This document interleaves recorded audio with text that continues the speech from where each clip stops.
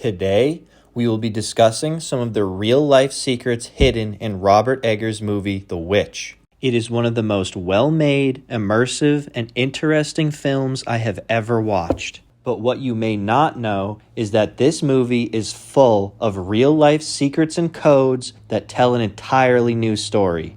Many videos on YouTube claim to explain this film, but none of them have what I'm about to show you. Everyone in this movie has a real-life doppelganger. The character of William is based on the real-life Roger Williams. His wife Catherine is based on Anne Hutchinson. In the opening scene, we have John Winthrop, governor of Massachusetts Bay, William Brewster, senior elder, leader of the community, and major opponent of Roger Williams.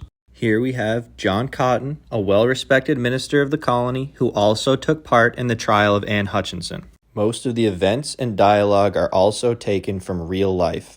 As an example, here's an excerpt from the trial of Anne Hutchinson. You may. We are your judges, not you ours. And here's the opening scene from The Witch. No more. We are your judges, and not you ours. If this word-for-word dialogue is spoken by John Winthrop in real life, then we can assume that this must be his likeness represented in the movie. Now, let's take a look at William and his relation to Roger Williams. Roger Williams was a Puritan minister, theologian, and author that came from England and began preaching in the Church of Salem in the year 1631. He believed government had no jurisdiction over the souls and conscience of people. Freedom of action for individuals rather than collective state-run control. He preached individualism and personal independence free from corrupt institutions. He also believed in the separation of church and state because he thought the state corrupted the church. For these beliefs and his refusal to stop preaching them, he was banished from Salem and the Massachusetts Bay Colony in the year 1635. So basically, both almost share the same name, look very similar, both are Puritan preachers kicked out of the Plymouth Bay Colony in the 1630s, both speak out against the church and state, and both have a daughter named Mercy. But here's where it gets interesting. Then he kissed me with the kisses of his mouth. My heart leaps within me for joy when I hear the voice of thee, my Lord, my love. My Lord, my love, kiss me with the kisses of thy mouth. That is Roger Williams' very own words from his personal journal being put in Robert Eggers' movie, The Witch. And it gets crazier. Some of Roger Williams' most radical views, even today, would get you put on an FBI watch list. So he had to encode them, encoded messages. But we believe that the extensive handwriting on every page of that book is by Roger Williams, and we call it the mystery book, because he wrote in shorthand. He wrote in a code that no one has been able to crack for over 3 centuries. This coded mystery book, written by Roger Williams, was cracked and deciphered shortly before the filming of The Witch. The mystery book, once decoded, was entitled A Brief Reply to a Small Book written by John Eliot. It's obviously a response to this pamphlet written by John Eliot on the subject of infant baptism. The title of which, including the double V standing for W, just like the title of the movie. You can also see here that the N in Norcott from the book is identical to the N in New England from the title of the film. The subject of the coded mystery book having to do with infant baptism is interesting when you consider that Robert Eggers' movie, The Witch, seems to be a sort of coded message of the same theme. Each character seems to have their own internal conflict over the death of the unbaptized baby Samuel. How oft I begged thee to take Samuel for baptism. Do not baptize outside the congregation. Our Sam is in hell. Go to. Was Samuel born a sinner? Aye. How might then... We pray he hath entered God's kingdom. Just like William in the movie, Roger Williams in his mystery book explains that he too is against the idea of infant baptism. an extremely radical view at the time, and one that could certainly have you labeled a witch and possibly have you executed. In colonial Puritan society, infant baptism was in some places even required by law, as almost certainly the only people who were in favor of not baptizing children would only be doing so in order to procure unbaptized Christian babies for their unholy ceremonies. He bade me bring him an unbaptized babe, so I stole Sam and I gave him to my master. Now, John Eliot, the author of this pamphlet, was not only a vocal opponent of Roger Williams, he was also present at the trial of Anne Hutchinson. I believe that this man in the opening scene may even be his doppelganger. Here, on the opening paragraph of the mystery book, we have this passage in which Roger Williams states that John Eliot's voice sounds like the voice of a grievous wolf who will enter among us and devour the lambs of the flock of Christ. Williams directly refers to those that seek to devour the flock as wolves. Extremely interesting when you consider that in the movie, the disappearance of the unbaptized baby Samuel is blamed on a wolf. It was a wolf stole Sam. If not a wolf, then hunger had taken him yet. The children of the family are also referred to as lambs. Both men accuse each other of being grave deceivers and attempting to devour the flock. But are they both arguing in good faith?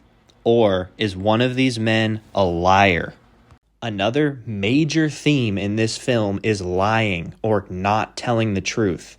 But there is one character that lies more than any other in the movie, and that is the character of William. From the stealing of his wife's silver cup to his false reason for taking Caleb to the woods, it would seem that every single thing the character of William says is a lie.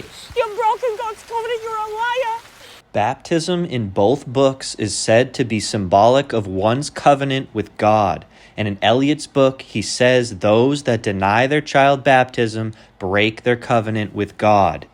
It would then seem to suggest that this dialogue between Catherine and William directly call out Roger Williams for having ulterior motives for being against infant baptism. Roger Williams' arguments against infant baptism in the mystery book, while backed by biblical interpretation, do seem at times to be frivolous and non-genuine. Roger Williams believed wholeheartedly that the institution of the church was entirely corrupt, and perhaps not wanting to subject any future generations to the soul-trapping nature of Christianity at that time, actually was arguing in good faith against infant baptism, though his reasons stated for believing so in the mystery book are more or less lies designed to be palatable to a Puritan society. One last note on Roger Williams is that upon his death, he was buried in an unmarked grave on his property. The house fell into disrepair and collapsed in on itself, being forgotten to time. However, in the mid-1800s, an excavation to locate his remains on the spot supposedly being his final resting place turned up some nails, bone fragments, a few teeth, and this human-shaped apple root, resembling a human spine, legs with turned-up feet at the bottom. It has since been named the root that ate Roger Williams and is still on display to this day. The significance of this apple tree root is also included in the movie. We are even shown that Caleb's body is buried under what appears to be an apple tree, perhaps paying tribute to the final resting place of the real Roger Williams. Now, we will go back to the storyline of Catherine as Anne Hutchinson. Just like Roger Williams and the family in the movie, Anne Hutchinson was banished from the Massachusetts Bay Colony in the 1630s. Just like Catherine in the movie, Anne's husband was also named William, as well as her baby son was also named Samuel, who, just like in the movie, was Anne's only child born in the New World. The relationship between Catherine and William from the movie is also true to real life, as it is said that Hutchinson's husband was a mild-tempered man who lived his life wholly guided by his wife. You let mother be as thy master. And also, like Catherine in the movie, the real-life Anne Hutchinson died an extremely brutal and violent death. Following her banishment from the Mass Bay colony, Anne and her family settled in Dutch New Netherlands, when one day in the fall of 1643, her and her entire family were brutally murdered by natives. So, with every other main character's real-life likeness accounted for, who then is the character Thomason supposed to represent? Well, there was one known survivor from the massacre of Anne Hutchinson and her 6 family members, and that was her daughter, Susanna Hutchinson, who was then taken away as a prisoner by the natives who killed her family. Her story is told in the book Trouble's Daughter. The cover of this book having an illustration bearing a resemblance to Anya Taylor-Joy, who plays Thomason in the movie. I also believe that the old hag witch from the movie is based off the grandmother figure from the book, but let's take a closer look at this story of Susanna Hutchinson. It is said that Susanna was out picking blueberries at the time of the massacre, coming home to find her family slaughtered and her farm destroyed and burned to the ground. My question of this official story is, why would the Indians let this child live when they had no problem killing her entire family? Is this really a story of victimhood and circumstance, or was Susanna a real-life witch who somehow had a hand in murdering her family and going to live with the natives in the woods? In the book, Susanna is said to have magical powers called visions. She is also shown here on this cover holding a Native American medicine shaker used to call up spirits. Both of these things certainly could be considered witchy. One important detail to include about the massacre of Anne Hutchinson and her family is that they were all scalped following their deaths. This detail seems to be included in the murder of Catherine by Thomason, perhaps suggesting Susanna was involved. However, I should also add that any evidence against Susanna Hutchinson, as well as Thomason from the movie, is entirely circumstantial. For all we know, these 2 young women were just out doing their chores for the day and through absolutely no fault of their own become the victim of circumstance and suspicion, like so many others of the time.